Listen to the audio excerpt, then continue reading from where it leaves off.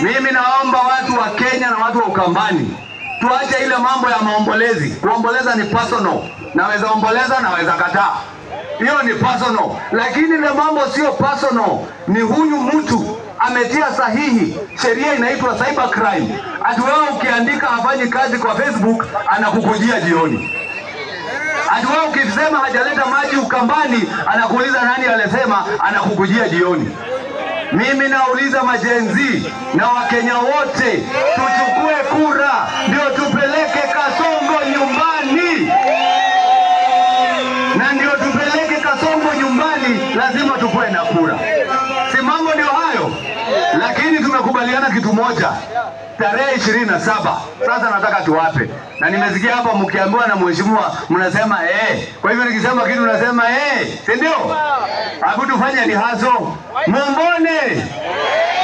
Nataka kusikia sauti. Mumbone. Tunaapa ya kwamba tarehe 27 mwezi wa 11 tunaamka asubuhi